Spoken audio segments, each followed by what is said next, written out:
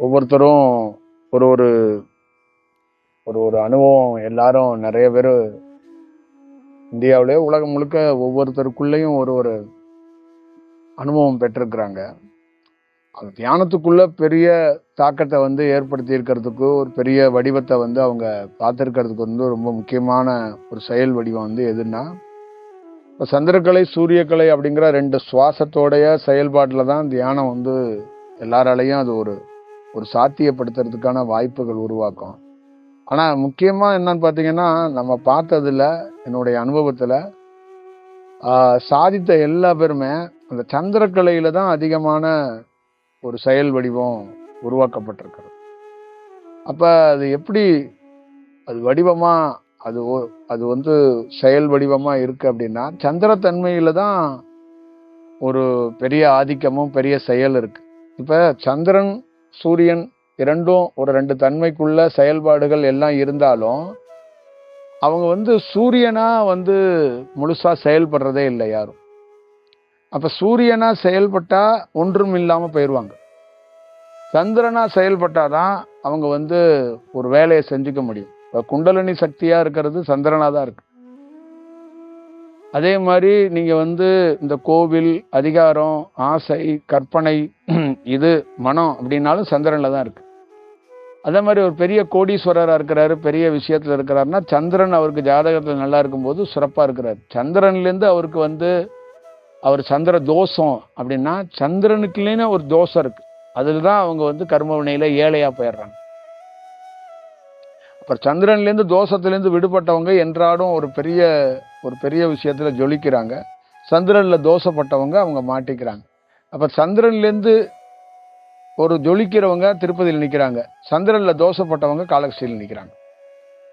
சந்திரன்ல தோஷத்தை காப்பாத்துற இடம் காளகஸ்தி. சந்திரன்ல தோஷத்துல விடுபட்டவங்களுக்கு வரம் கொடுக்குற இடம் திருப்பதி. இப்படிதான் அவங்க வாழ்க்கைக்குள்ள நிறைய எல்லா மனிதர்களுக்குள்ளேயும் இருக்கு. இப்ப சந்திரனுடைய ஆதிக்கத்துல தான் ராமலிங்க சுவாமிகள் ஆரம்பிச்சு எல்லா பேருமே இந்த சந்திரனுடைய ஆதிக்கத்திலேருந்து தான் பெரிய ரோலை, பெரிய விஷயத்த பண்ணியிருக்கிறாங்க. நம்ம ஊர்ல இருந்த சின்ன சின்ன சாமியார்ல இருந்து பெரிய பெரிய சாமியார் வரைக்கும் இந்த சந்திரனுடைய தாக்கத்தில இருந்து தான் அவங்க பெரிய ஆதிக்கத்தையும் பெரிய விஷயத்தையும் அவங்க செய்து ஒரு செயல்பாட்டுல செஞ்சிருக்கிறாங்க. அதுல நிறைய பேருக்குள்ள என்னன்னா, நான் அடிக்கடி சொன்ன மாதிரி சரியான கணவருக்கு சரியான மனைவி இல்லை, சரியான மனைவிக்கு சரியான கணவர் இல்லை. அந்த மிஸ்மேட்சுக்கு முக்கியமான காரணம் எதுன்னா, இந்த ஆவாள் ஏவாள் கதையிலே இருக்கிற மிஸ்மேட்சுக்கு ரொம்ப முக்கியமான காரணம் என்னன்னா, சந்திரத்தன்மைக்குள்ள ஒரு சூரிய தன்மை இருக்கு. சந்திரனுக்குள்ளேயே ஒரு சூரியனோட செயல்பாடுகள் இருக்கு. அப்ப ஒரு வெப்பசலனத்தோட செயல்ல தான் சந்திரனையும் இருக்கும். சந்திரனுக்குள்ளேயும் ஒரு வெப்பசலனம் இருக்கு. அப்ப ஒரு சந்திரனுக்குள்ள ஒரு சூரிய தன்மை இருக்குல்ல, அதுலயே ஒரு ஆண் உருவாயிருக்கிறான். நேரடியா சூரிய தன்மையிலிருந்து ஒரு ஆண் உருவாகல. அப்ப ஒரு சந்திர தன்மையிலிருந்து ஒரு ஆண் உருவானதுன்னா அவனும் சந்திரன் செயல்ல தான் இருப்பான். அப்ப அதுக்குள்ள இருந்துதான் அவங்க விடுபட முடியாம அந்த ஆவாள் வேவாள்கள் சந்திரனாகவே ஒரு செயல் வடிவத்துக்குள்ள இருந்ததுனாலதான் நிறைய இங்க இருக்கிற ஆண்கள் பாத்தீங்கன்னா சூரியன் தன்மையில பிறந்தாதான் அவன் ஒரு ஆணாக நம்ம கருத முடியும். நேரடியாக சூரிய தன்மை வேணும். சந்திர தன்மையிலிருந்து பிறக்கப்பட்ட ஆண்களா தான் எல்லா ஆண்களும் இருக்காங்க. அப்ப சந்திரன்ல இருந்து கிடைக்கப்பட்ட அந்த வெப்பசலனத்திலிருந்து சூரிய காற்றுகள் அவங்களுக்கு கிடைக்கப்பட்டிருக்கு. அப்ப அதனாலதான் அவங்களுக்கு சரியான மனைவியோ சரியான செயல் வடிவமோ இயற்கையாகவே அமையப்படல. இது ரொம்ப ரொம்ப ஒரு ஒரு ஒரு ஒரு முக்கியமான விஷயம். இது உலகத்துல இந்த டாபிக்க, இந்த விஷயத்தை எவனுமே பேசுனது கிடையாது, எவனும் சொன்னதும் கிடையாது. இது இந்த மாதிரி ஒரு சூழலை எந்த இடத்துலயும் நீங்க இது மாதிரி ஒரு ஒரு நிகழ்வுகளோட குறிப்பு கூட பார்க்க முடியாது. அப்ப இது ரொம்ப ரொம்ப ஒரு ஒரு ஒரு அரிதான ஒரு ஒரு ஒரு செயல். நீங்க பயன்படுத்துற ஒரு பெண்ணு சந்திரக்கலையில இருக்கிறான், ஒரு ஆணு சந்திரக்கலையில இருக்கிறான். சந்திரன்ல இருந்து வந்த அந்த வெப்பத்திலிருந்து எடுக்கப்பட்ட சூரியன்ல தான் இருக்கிறான் ஒரு ஆணும். ஆனா ஒரிஜினாலிட்டியா ஒரு ஆணுக்கு சூரியத்தன்மை வேணும். அந்த சூரியத்தன்மையிலேருந்து அவன் செயல்பட்டாதான் ஒரு வேலை செய்ய முடியும். இங்க எப்படி படைப்போட சிஸ்டம் எப்படி இருக்கு, உலகம் தோன்றிய காலத்திலேருந்து இருக்குன்னா, எவன் ஒருவன் சூரியத்தன்மைக்கு முழுமையா போறானோ, முழுமையா இருக்கிறானோ, அவன் எதுவுமே இல்லாதவன் ஆயிடுவானா. அப்ப சந்திர தன்மையில சந்திரத்தோட தாக்கத்துல எவன் இருக்கிறானா அவன் மனிதனா இருக்கும் போதும் பிற பொருளுக்கு ஆசைப்படுறதோ இல்ல ஒரு பெரிய ஒரு ஸ்டாராவோ ஒரு தொழிலதிபராகவோ ஒரு தலைவனாகவோ ஜொலிக்கிறதுக்கு ஒரு காரணமாக இருக்குமா. அப்ப சந்திர தன்மைக்குள்ள இருந்து தான் எல்லாத்தையும் செஞ்சுக்க முடியும். சூரிய தன்மைக்குள்ள போயிட்டா அவன் எதுவும் இல்லாம போயிடுவான். அப்ப சூரியன் அப்படிங்கிற ஒரு செயல்பாடுகள் எரிக்கக்கூடியதும் ஆசையிலிருந்து விடுபட்டு ஒன்றும் இல்லாம இருக்கக்கூடிய தன்மைக்குள்ள இருக்கிறது தான் சூரியன். அப்ப அந்த ஒரிஜினல் சூரிய தன்மைய இங்க நம்ம மனித குலத்துக்குள்ள நிறைய பேருக்கு அதை அனுபவிக்க முடியல. நிறைய ஞானிகள் கேட்டகரியிலே நிறைய பேரால அந்த சூரிய தன்மைய செயல்படுத்த முடியல அப்படிங்கறதுதான் விஷயம். இப்ப பதஞ்சலி சூரியனா சந்திரனா கேட்டீங்கன்னா சந்திரன் தான். அதான் குண்டலினி சக்திங்கிறது. குண்டலினி சக்திய சித்து, கலை, வாக்கு, சக்தி, செயல், இந்த மேஜிக்கு, இந்த பாம்பு விஷயம், இது எல்லாமே சூரியன் செய்யல, சந்திரன் தான் செய்யுது. சந்திரனுடைய ஆதிக்கம் தான் இது எல்லாமே அனைத்தும். சூரியன் என்ன செய்யறார்? சூரியனோட ரோல் என்னன்னா அவன் என்னன்னா அவன் தான் சுப்ரீம் கடவுள்ங்கிறாங்க. சூரியன் ஒரு காட் அப்படின்னா சொல்லுவாங்கல்ல, ஒரு காட் இருக்காருங்க உலகத்திலேயே, ஒரு கடவுள் இருக்காருங்க. அவனா யாருன்னா சூரியன். அப்ப அந்த சூரியனை போய் அவங்க அவ்வளவு சீக்கிரம் பார்க்கறதே இல்லை. ஏன்னா சூரியனை பார்த்தாங்கன்னா அவங்க ஏதும் வெற்று போயிடுறாங்க, ஒண்ணுமே இல்லாம போயிடுறாங்க. அப்ப அவங்களோட பணி செய்ய முடியாம போயிருது. அவங்க எதுவுமே இல்லாம ஒன்றும் இல்லாதவன், ஒண்ணுமே இல்லாதவன் பணி செஞ்சா கூட எப்படின்னா அது பியூர் அலைவரிசையா இருக்கு. அவன் எப்படி செய்யறான்னா சந்திரன்ல இருக்கிறவன் நான் நாராயணனுங்கிறான், பதஞ்சலிங்கிறான், சிவனுங்கிறான், பார்வதிங்கிறான், வாழைங்கிறான், எல்லாத்து பேரையும் சொல்லுவான். இல்ல மகான்ன்றுவான், சித்தர்ன்றுவான். ஆனா சூரியன்ல இருக்கிறவன் நான் ஒண்ணு இல்லைன்றுவான். எந்த காட் பேரையும் எந்த விஷயத்தையும் அவன் பயன்படுத்தவே மாட்டான். அதான் முதல்ல இந்த சூரிய தன்மை தான் இந்த உலகத்துல முதல்ல ஒரு வெப்ப சலனத்திலிருந்து வெடிச்சு இந்த உலகம் உருவானுச்சு அப்படின்னு சொல்லக்கூடிய விஷயம் அதுதான். ஆனா அந்த சூரிய தன்மைக்குள்ள இருந்து இங்க எந்த கலையும் தோற்றி வைக்கிறதோ செயல்பாடுகளோ இல்லை அப்படிங்கிறது தான் ரொம்ப ரொம்ப முக்கியமான ஒரு செயல்பாடுகளா இருக்கு. அப்படிதான் அது ஒரு செயல் வடிவமா அது இருக்கப்படும். அப்ப நம்ம அந்த அந்த அந்த சூரிய தன்மை யாருக்கும் அவ்வளோ ஒரு ஒரு ஒரு ஒரு சீக்கிரம் கிடைக்கல அப்படிங்கிறது ஆண்களுக்கு, சாதாரண மனிதரா இருக்கிறவங்களுக்கு கிடைக்கலங்கிறதோட ஞானிகளுக்கும் கிடைக்கல. இப்படிதான் இருக்கிறதுனாலதான் இந்த ஆவால் ஏவால் கூட அந்த மிஸ்மேட்ச் ஆனதுக்கு முக்கியமான காரணம் இதுதான் விஷயம். அப்ப ஒரு சந்திரன் ஒரு சூரியனோட இணையப்படணும். ஒரு சந்திரனே சந்திரனோட இணைஞ்சுக்குது. இப்ப நீங்க கல்யாணம் பண்ணிருக்கீங்களா, உங்க வீட்டுக்காரரு அவர் சூரியனா இருக்கணும், அவரே சந்திரனா இருக்கிறார். இதுதான் தியானம் பஞ்சர் ஆனதுக்கு மெயின் காரணமே இதுதான். இதுலதான் உங்களுக்கான சோலை நீங்க கண்டுபிடிக்க முடியல. ஒத்த ஆன்மா ஒரு சோல். அவங்க இப்போ ஒரு திருவள்ளுவரை இது ரொம்ப பெருமையா எதுல அவங்க சொல்றாங்கன்னா, அவருக்கு ஏற்ற மாதிரியே ஒருத்தவங்க இருக்கிறாங்க.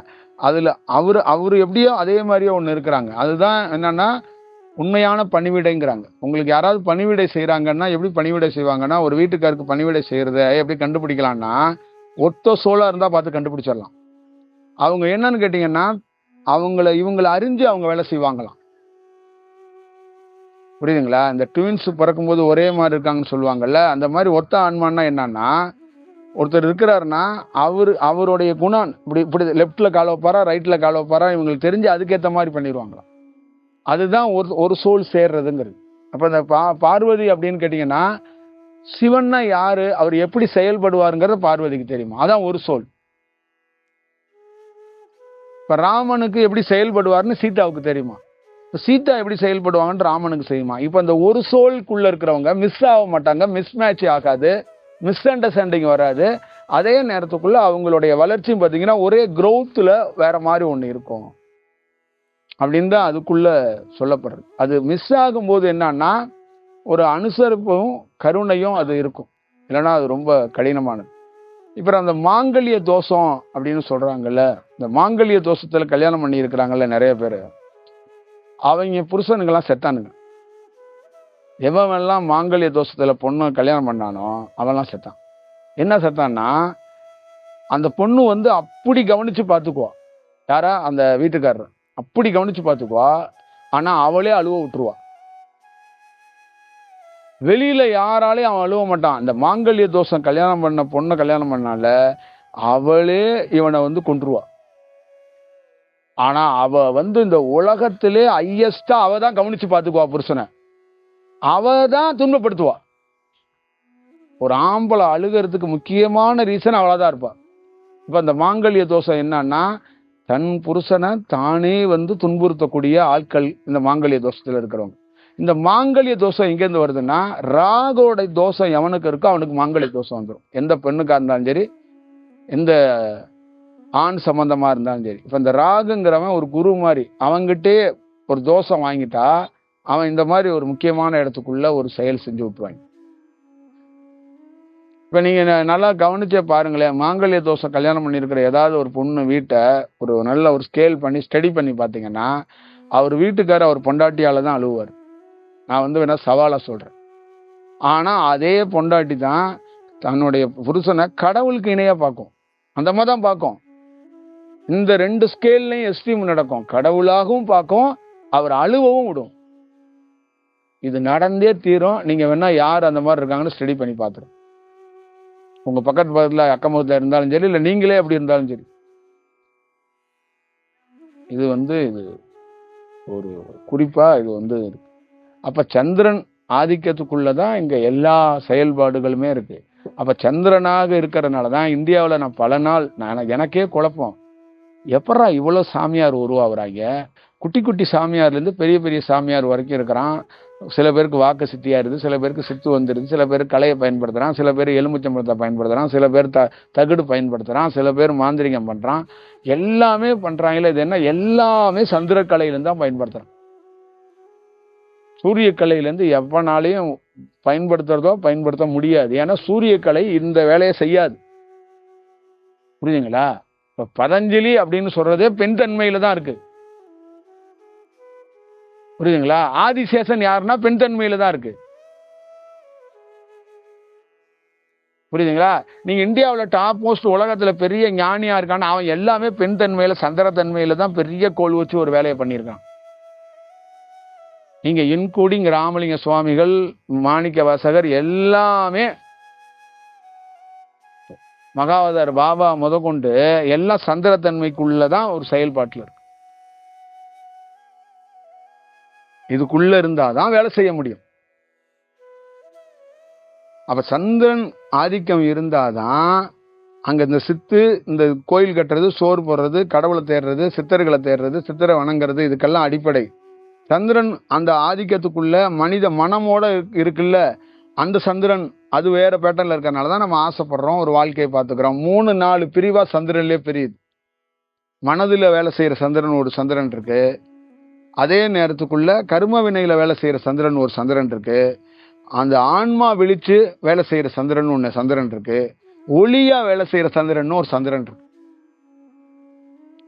ஒரு இத்தனை கேட்டகரியில சந்திர அந்த ஆதிக்கம் நீங்க பிரிக்கப்படுது.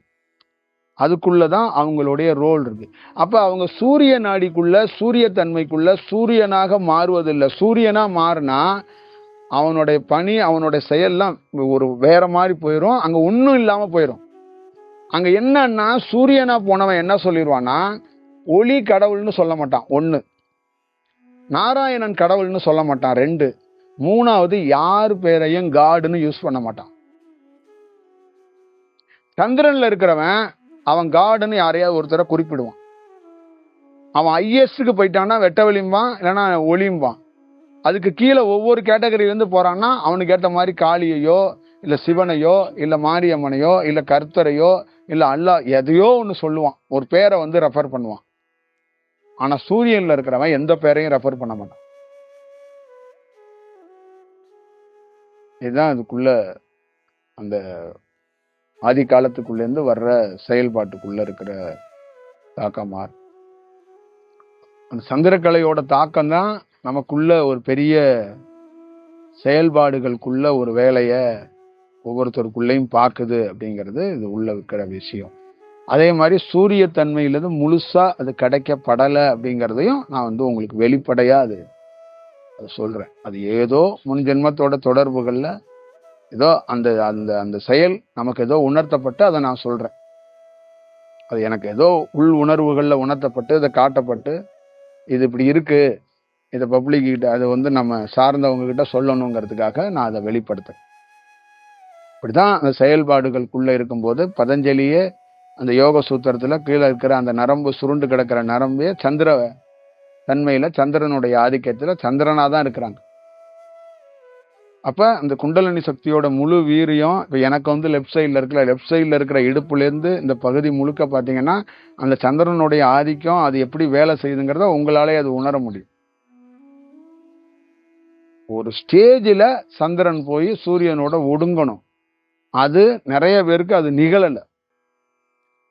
அது எப்படி நிகழ்ந்துச்சுன்னா அந்த சமாதிக்கு சூரியன்ல போய் ஒடுங்கிக்கிறாங்க. மற்றபடி அவங்க சூரியனாகவே மாறல. மாறி இருந்தாங்கன்னா இப்ப இந்தியாக்குள்ள இவ்வளோ கடவுள் பேரை யாரும் உச்சரிச்சிருக்க மாட்டாங்க. சூரியனுக்குள்ள மாறி இருந்தாங்கன்னு வச்சுங்களேன், இவ்வளோ பப்ளிக்ல இருக்கிற சாதாரண மக்களும் ஒரு 60-70 கடவுளை கும்பிடுறாங்க. இப்ப ஞானிகளும் நிறைய கடவுள்களையும் நிறைய குருமார்களையும் நிறைய பேர் வந்து ரெஃபர் பண்ணி வச்சுட்டு போயிட்டாங்க. இதுக்கெல்லாம் காரணம் வந்து இந்த இதோடைய தாக்கமும் இதோட செயல்பாடு தான். அதனால இந்த தியானத்துக்குள்ள இப்படி ஒரு செயல்பாடுகள் இருக்குது.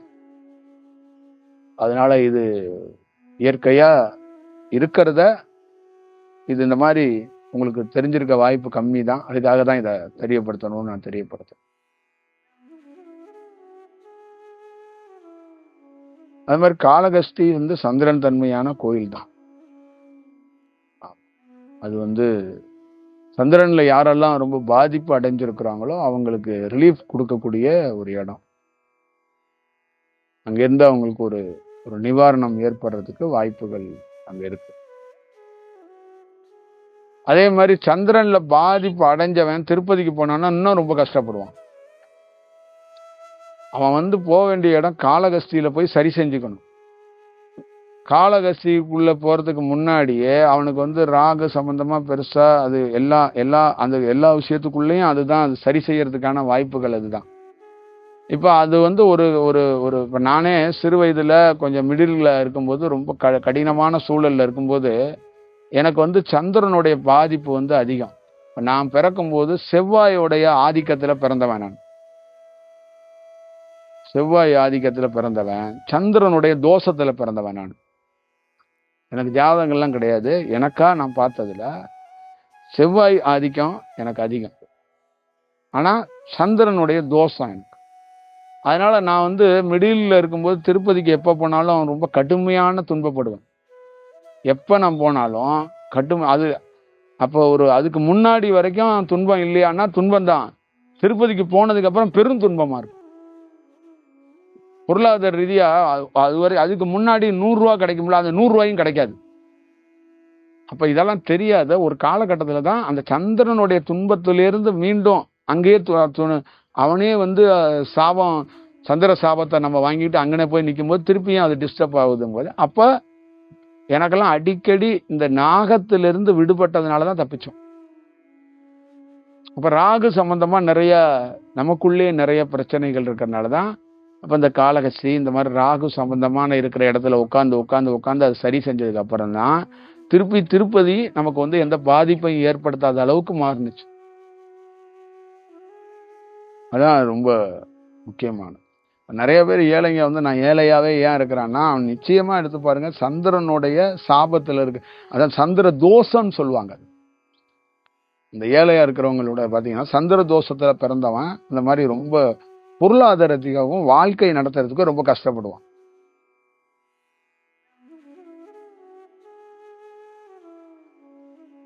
அதுக்கு நிவாரணம் சந்திரன்ல இருந்து நிவாரணம் வர்றவங்க, ராகுல இருந்து நிவாரணம் வரணும்னா காளகஸ்திக்கு போறதுக்கு இல்லை. அது போய் காளகஸ்தியில ஒரு ஒரு ஆத்மார்த்தமா ஒரு விஷயம் பண்ணணும். அது அது அது எப்ப நடக்கும்னு தெரியாது. 1 முறை நடக்கலாம், 10 முறை நடக்கலாம், 20 முறை நடக்கலாம். அது ஒரு ரிலீஃப்னஸ் கிடைக்கணும்.